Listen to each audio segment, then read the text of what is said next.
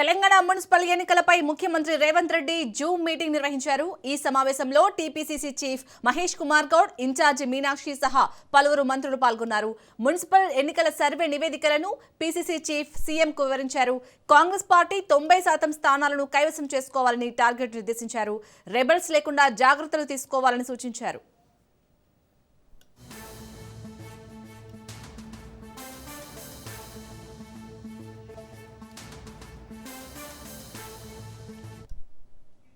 ఇక తెలంగాణ మున్సిపల్ ఎన్నికలపై అయితే కాంగ్రెస్ ఫోకస్ పెట్టింది. దీనికి సంబంధించి పూర్తి డీటెయిల్స్ ని మా బ్యూరో చీఫ్ రాజరెడ్డి అందిస్తారు. రాజరెడ్డి, ఈ జూమ్ మీటింగ్ లో ముఖ్యమంత్రి రేవంత్ రెడ్డి ఎలాంటి నాయకులకు కానీ అక్కడ అధికారులకు కానీ ఎలాంటి దిశానిర్దేశం చేశారు ఎన్నికలకు సంబంధించి?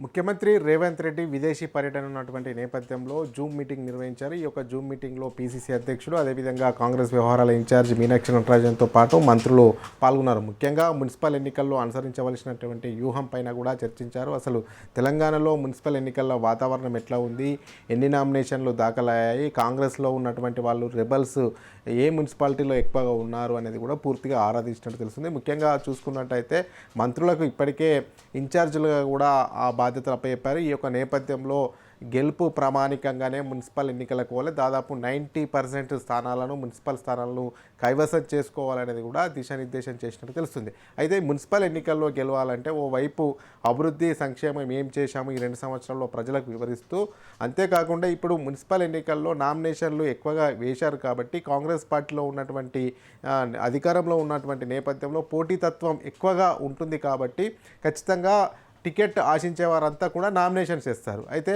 విట్రల వారికి నామినేషన్లు విట్రల్ చేపియాలి. ఎవరికైతే సర్వేలో మంచి అవకాశం ఉంటుందో, గెలుపు అవకాశమే, వారిని బారిలోకి దించాలి. మిగతా వారిని కన్విన్స్ చేసి విత్డ్రాల్ చేపియాలి. ఎందుకంటే రెబల్స్ బెడద కనుక ఉంటే బీఆర్ఎస్కి కానీ బీజేపీకి కానీ అడ్వాంటేజ్ అయ్యే అవకాశాలు ఉంటాయి. కాబట్టి ఎక్కడ కూడా రెబల్స్ బెడద లేకుండా జాగ్రత్తలు తీసుకోవాలనేది కూడా ముఖ్యమంత్రి రేవంత్ రెడ్డి సూచించినట్టు తెలుస్తుంది. ముఖ్యంగా ఈ 2 సంవత్సరాల ప్రజాపాలన ఏదైతే అభివృద్ధి సంక్షేమ కార్యక్రమాలు చేశామో, ఎలాంటి సంక్షేమ కార్యక్రమాలు అమలు చేశామో, ఇందిరమ్మ ఇండ్లు అయితేనేమి, అదేవిధంగా రైతు భరోసా అయితేనేమి, రుణమాఫీ చేసిన విషయాలన్నింటినీ కూడా ప్రజల వద్దకు తీసుకెళ్ళాలి.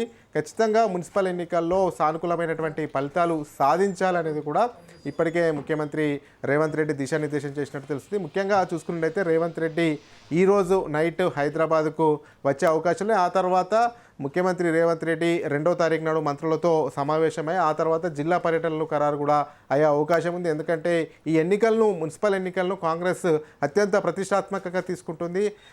కాంగ్రెస్ అధికారంలోకి వచ్చిన తర్వాత గ్రామ పంచాయతీ సర్పంచ్ ఎన్నికలు అయ్యాయి. ఆ తర్వాత ఇప్పుడు మున్సిపాలిటీ ఎన్నికల్లో కూడా ఘన విజయం సాధిస్తే ఓ పక్క గ్రామీణ ప్రాంతంలో కూడా పార్టీ బలోపేతం ఉందని సర్పంచ్ ఎన్నికలు నిరూపించారు. అదేవిధంగా ఇప్పుడు కూడా మున్సిపాలిటీలో కూడా అత్యధిక సీట్లు సాధిస్తే ఇటు అర్బన్ ప్రాంతంలో కూడా కాంగ్రెస్ పట్టుంది అనేది కూడా ఒక ప్రజలకు సంకేతాలు పంపచ్చు. తద్వారా ప్రభుత్వం పైన మంచి సానుకూల వాతావరణం ఏర్పడుతుంది.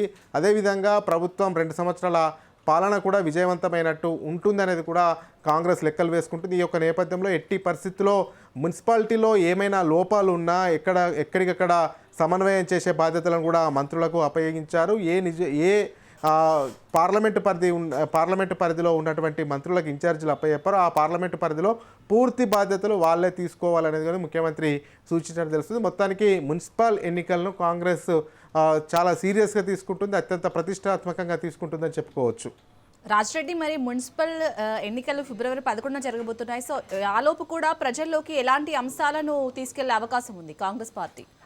అంటే ఖచ్చితంగా కాంగ్రెస్ పార్టీ ఇప్పుడు అధికారం ఉంది. 2 సంవత్సరాలు చేసినటువంటి అభివృద్ధి సంక్షేమ కార్యక్రమాలు ఒకవైపు తీసుకెళ్తూ, మరోవైపు 10 సంవత్సరాల్లో బీఆర్ఎస్ ఏం చేసింది, ప్రజలకు ఏం చేయలేదు కాబట్టి బీఆర్ఎస్ ప్రతిపక్షంలోకి వెళ్ళింది.